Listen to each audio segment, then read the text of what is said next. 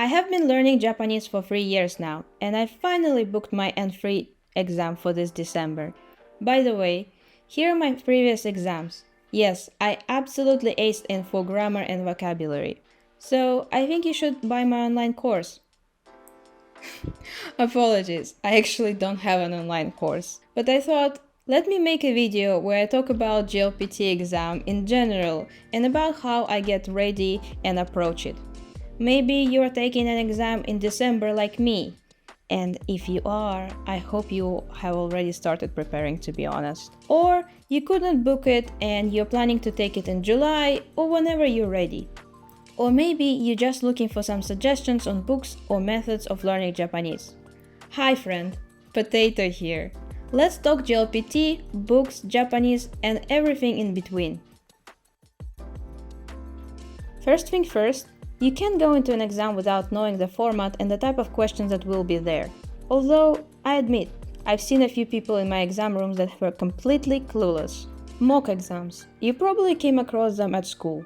Outside of gazillion practice exercises online, JLPT actually also has mock exam books. Some good and some are better to avoid.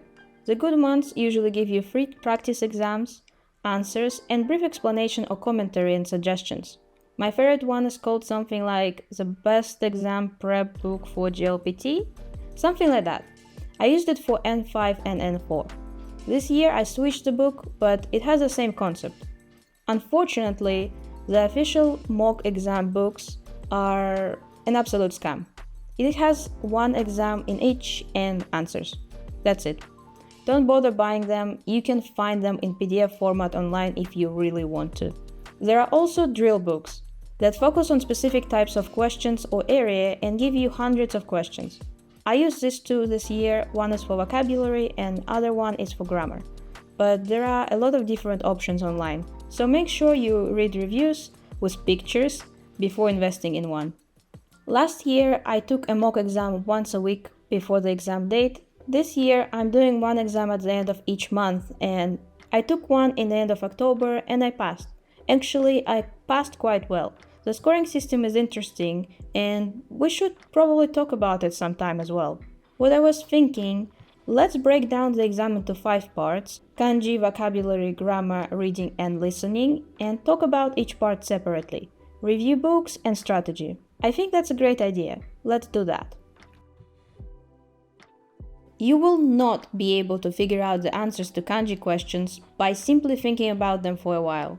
That's not me. That's actually what the book says. And then it goes blah blah blah, don't spend too much time on them. Indeed, the book recommends to spend about 20 seconds on each of the kanji questions, which I think is quite reasonable. Everyone is always hyper-focused and stressed out about kanji. Is it actually worth stressing about? When out of 102 questions on the exam, I'm unsure how many exactly questions there are, but this practice book has 102 questions per exam. Out of 102 questions, only 14 are actually about kanji. First one gives you a kanji and you need to choose the correct reading. A good vocabulary would certainly aid here. And the second question gives you a reading and you need to choose a correct kanji. Honestly, I've never done it before, but looking at this question, maybe knowing separate radicals could be very helpful here. But an actual tip I wanted to give you, as this is a question where they will catch you if you lack attention to detail, you should write down similar kanji and study them. Look at them and see how they're different. These are literally the only kanji questions on the exam. So does it worth it to spend time and stress about kanji? Kind of. Personally, I never struggled with these 2 questions, but I've noticed it on N4 exam and it became very apparent on N3 exam. The questions after kanji, so vocabulary, grammar or reading, especially reading, don't have many furigana. A lot of the words are written just in kanji, and if you struggle with kanji, you might struggle to comprehend what they're reading about, or you will lack context when it comes to grammar. I have 4 books that specifically focus on kanji. Let's look at them. Everyone's favorite kanji look and learn. It does not cover all N3 kanji, and in my opinion, you have to buy both textbook and a workbook. The textbook has a lot of examples, but as a student, it can be sometimes hard to decide which words you want to add to your vocabulary, or even which words you need to actually know for the exam. I had a lot of situations where I tried using words from the book, and I was told that they are old or no one actually uses them. The workbook focuses only on the words they think you should learn, which is great. However, again, it doesn't have everything you need to know for N3 exam, but more than enough for N4 and N5. Kanji Master. Honestly, hate it. Everything is in Japanese, so regardless of your native language, you can use it, which is a good thing. However, it doesn't explain kanji at all or their meaning. You have to make a lot of extra research to be able to use this book. I also am not fond of the examples they use, as sometimes they are very specific and unnecessary for N3 level, or even simply for the everyday life. Nihongo Somatome. Personally, my favorite book for slow learning if I'm not trying to prepare for anything and I'm okay with learning everything bit by bit. I also really like the visual aspect of this book. Unfortunately, it doesn't mean that the book is good. The book gives you kanji and their readings, but no explanation. It gives you examples that you need to remember for N3 and their translations.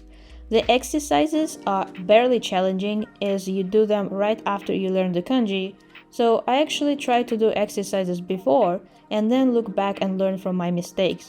I do really like how you can see the use of kanji in the book in real world, like they would create maybe signs or notices that uses kanji and how you would see them in Japan. That's very nice. And the last one, Shinkansen Master.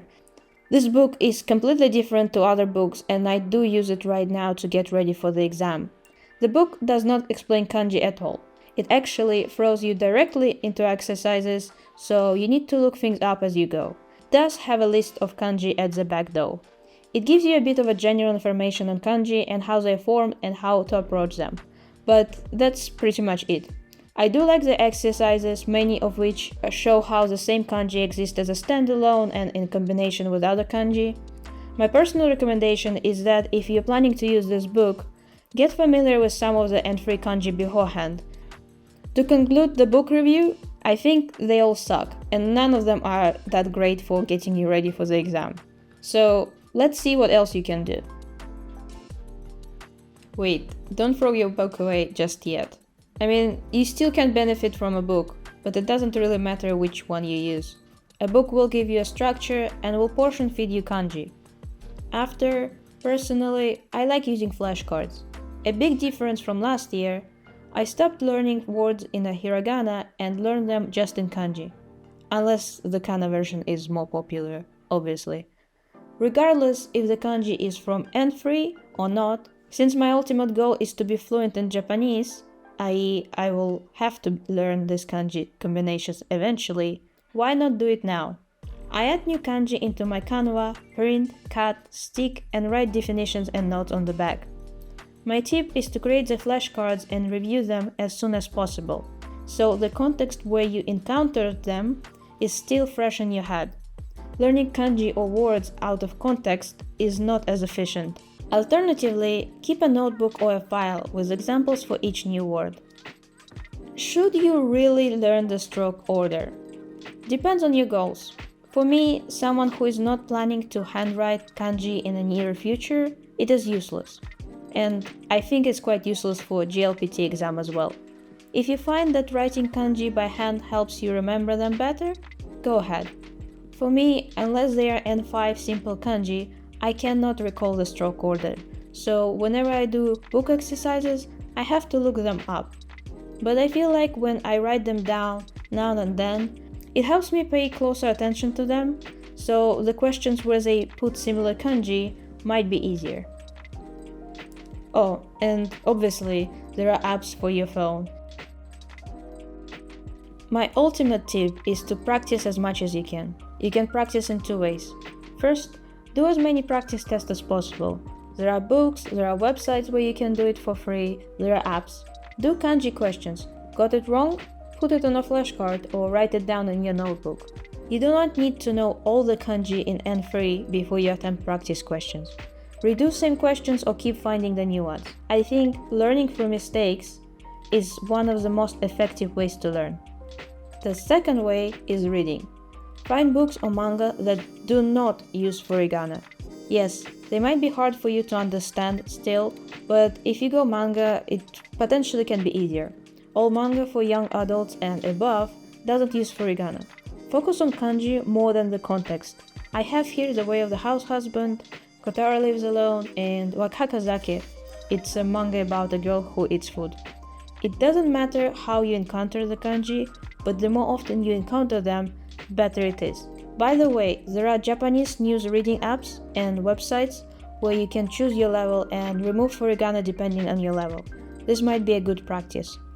Indeed, I think that's a great idea. I'm so proud of myself right now. You have to expose yourself to as many kanji as possible and as often as possible.